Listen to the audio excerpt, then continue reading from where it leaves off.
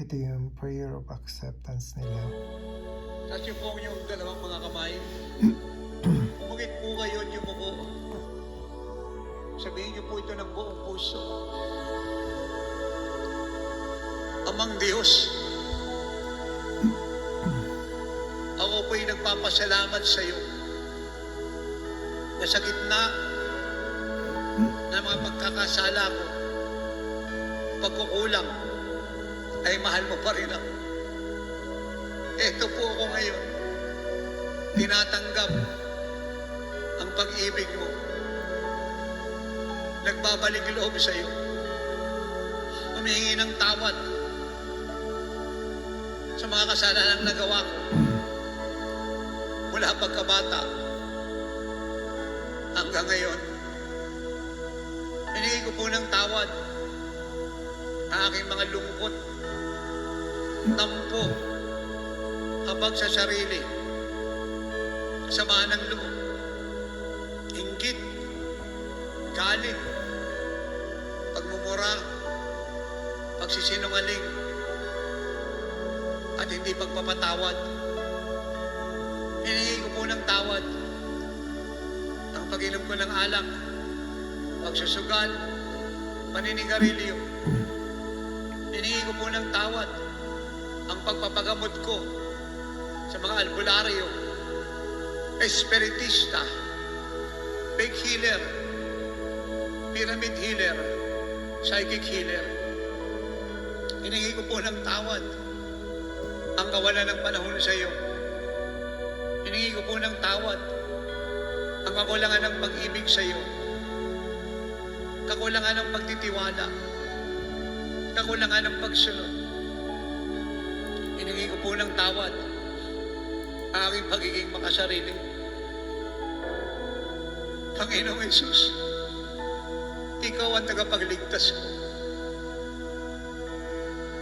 Patawad po, Ama.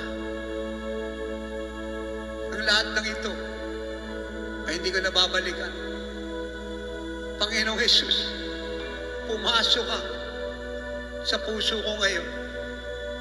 Pinatanggap po kita bilang personal kong Diyos, manggagamot, Panginoon, tagapagligtas ng aking buhay.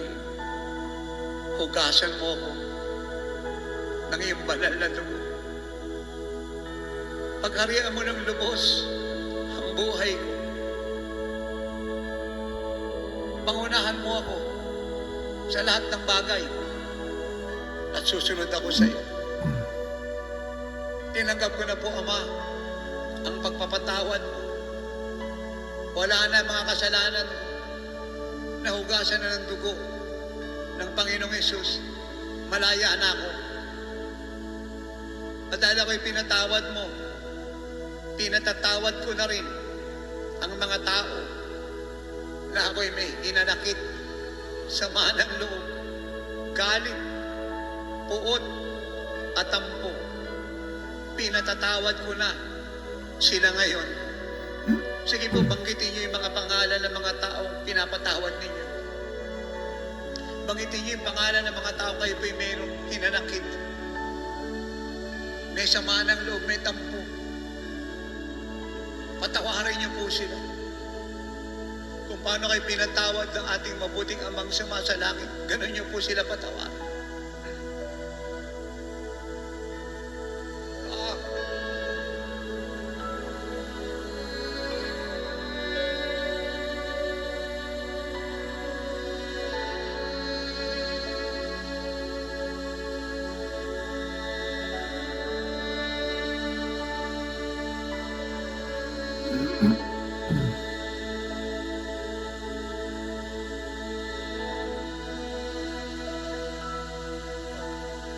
Kung nakapagpatawad na po kayo, ako po'y mananalangin. I-claim niyo na po ang inyong mga kagalingan. At sabihin niyo po ito, Panginoong Hesus, salamat po ang mga sakit ko. So bagitin niyo po isa-isa yung mga sakit niyo. Bagitin niyo po ano pong sakit niyo. Sige po, bagitin niyo isa-isa. Isa-isa. Lakasan niyo po yung pagbanggit sa inyong mga sakit. Isa-isa, sabihin niyo, Panginoong Jesus, salamat po ang mga sakit ko. Banggitin niyo po yung mga sakit ninyo. Amen. Banggitin niyo po isa-isa.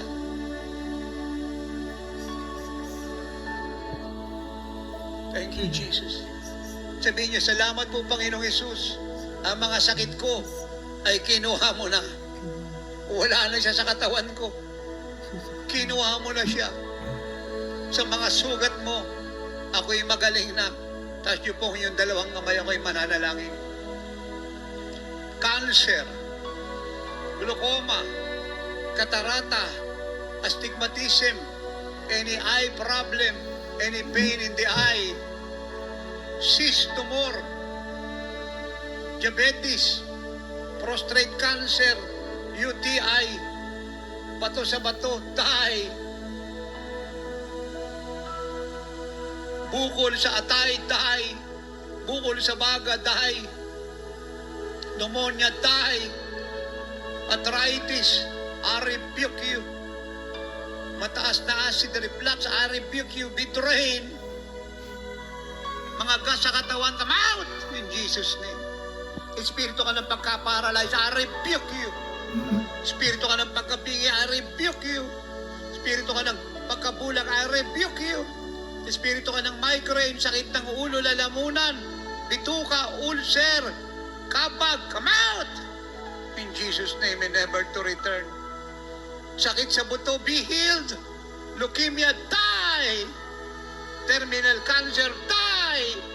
Brain tumor, die. Breast cancer, die. Bone cancer, die. Makulangan ng dugo sa katawan, mapunuan ka. Lumalaking puso, maging normal ka.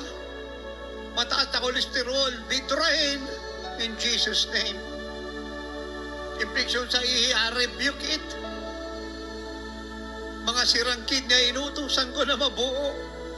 Let the mighty hands of God touch your kidneys at bigyan kanya ng bagong kidneys.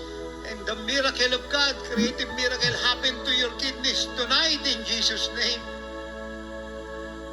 Sirang eardrum, mabuo ka. Magkaroon ka ng buhay ng laman, bagong eardrum ay sumaiyo, left and right.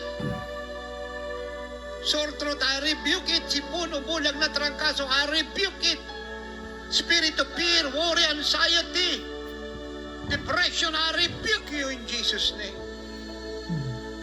Anumang sakit mula ulo hanggang talampakan, I rebuke it in Jesus' name.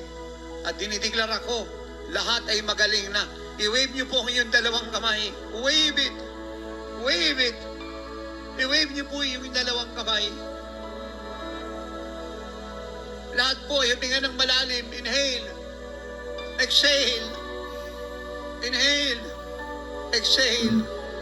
Suntok po yung dalawang kamay ng malakas. Suntok. Taas po yung dalawang paa, kanan. Kaliwa. Kanan. Kaliwa. Kanan. Kaliwa. Bend. Bend. Bend. Patalikod. Swing po yung katawan. Swing. Tanggalin niyo na po inyong mga salamin. Idilad niyo po inyong mga mata. Alisin niyo inyong mga salamin. Idilad niyo mga mata niyo. Sabihin niyo, Lord, salamat po. Malinaw na ang mga mata ko. Wala na akong glaucoma. Wala na akong katarata. Hindi na ako farsighted. Hindi na ako nearsighted. Ang vision ko ay perfect. 2020. Wave po yung dalawang kamay. Na kung kayo po'y buntis, nagdadalang tao, bagong opera, wag po kayong tatalon. Pero kung hindi naman, lukso, talon, lukso, talon, wave yung dalawang kamay. Sabi niyo, Lord, salamat po. Mula ulo hanggang talampakan, espiritu, kaluluwa, katawan, magaling na ako. Ang mga sakit ko ay wala na. Kinuha mo na lahat. Wala na ang sakit ko. Kinuha mo na. Ako'y magaling na. Palakpakan natin si Jesus. Hallelujah.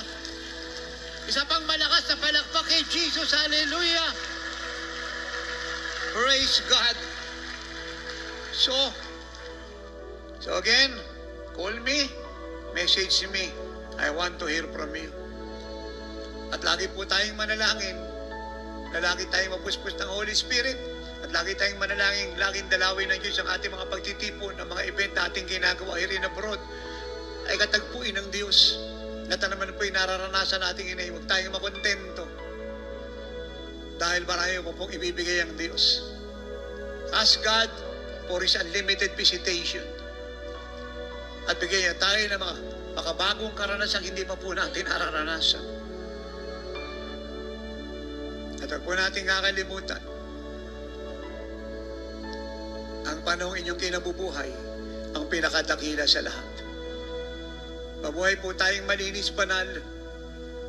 Ikabuhay natin ang Panginoon at gawin natin ang lahat ng Kanyang ginawa. And lastly, dahil sa inyong mga buhay ay marami pong papasok sa langit. Saan man kayo pumunta, huwag niyong kakalimutan ang solusyon sa kanilang sakit, karamdaman, problema at gawa ng diablong dapat mawasak ay nakatira sa inyo. You share Jesus and see them saved. Palakpakan po natin ang Panginoon.